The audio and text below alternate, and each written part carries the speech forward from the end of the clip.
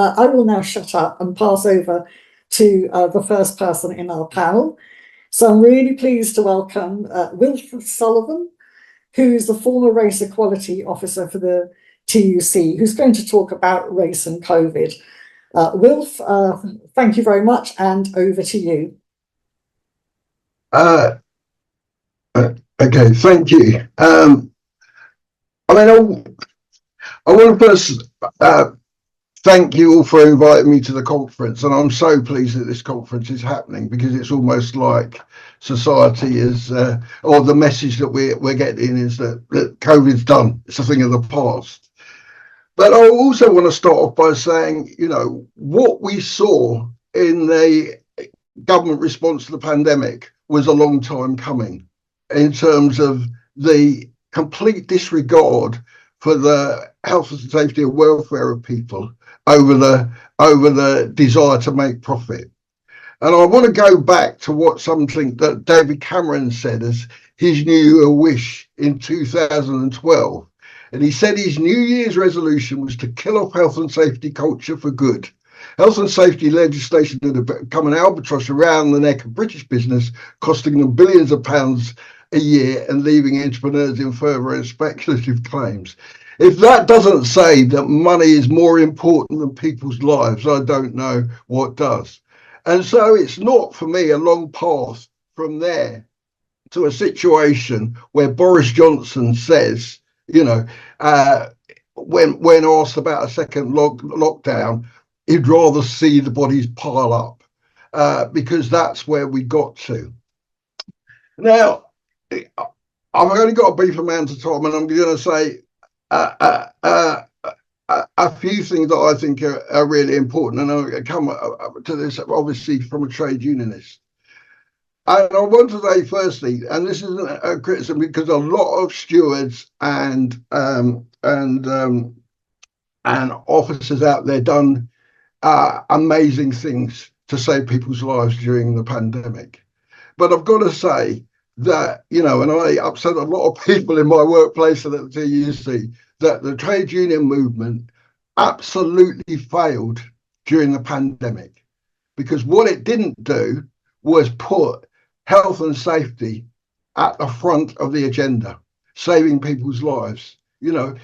I was working in a workplace where, unfortunately, once furlough was achieved, it was like job done. And I was saying, actually, furlough only takes care of a small proportion of the workforce. It doesn't take account of those people on worker status. And a lot of those people, obviously, were, from my point of view as a race equality officer, black and minority ethnic people and migrants. And those two groups are seen as different groups. The reality is that the history of colonialism and imperialism of Britain absolutely makes those two groups interchangeable. And what we had seen since 2008 was those people in health and social care, in service industries, being deregulated, their employment relationship being changed from employers to workers. In terms of black and minority ethnic workers, what we saw was a massive increase in the levels of in-work poverty. Disproportionately, people that were working in frontline jobs were being put on 0 hours contracts, all these mechanisms to lower labour costs, to create insecurity, and what we also saw was an increasingly limited social security net for those people. And certainly in relation to many migrants, they had no recourse to public funds. So actually the pandemic created a perfect storm for many of those people who were being told actually that who had to make the decision either to risk their health or to put food on the table. I live in Tottenham. And I remember a colleague of mine saying, who passed through the area, saying, you know, I don't understand what's going on in Tottenham. You know, a lot of people aren't wearing masks. And I said, listen, it isn't that people don't understand the dangers, but they don't take the government response seriously, right? Because actually, what the government is saying is you're at risk if you have your friends and your family in your home. But every day they're having to get on a bus. And I don't know, people have got on buses at 5 o'clock in the morning in London. I have many, many times, and it's like a different city, right? And go into workplaces where there's no health and safety, and then they get home and some fool is saying to them, oh, you know, from their point of view, oh, well, in order to protect yourself, you should wear a mask when you go to the supermarket.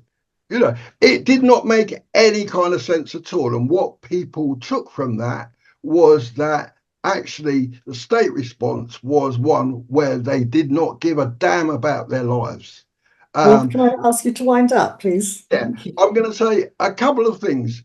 One is that one of the things that was most crucial for me was about risk assessments.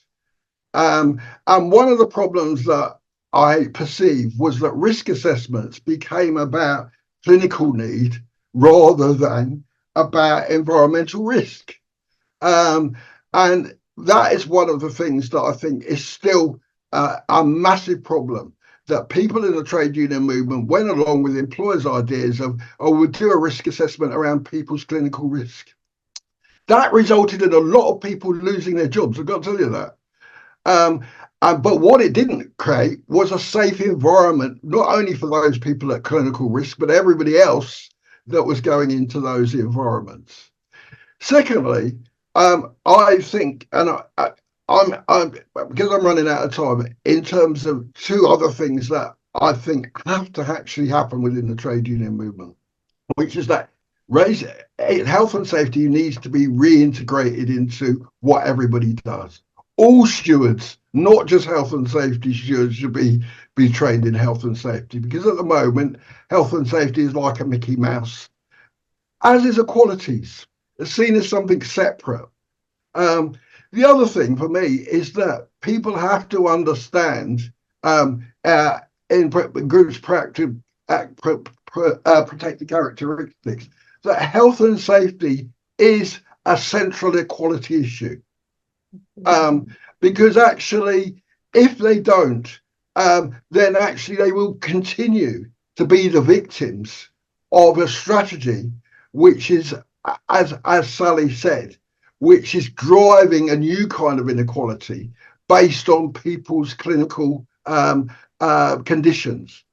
I think it's absolutely essential that we try and encourage people from characteristics to see health and safety as something that they have to make central to their activism.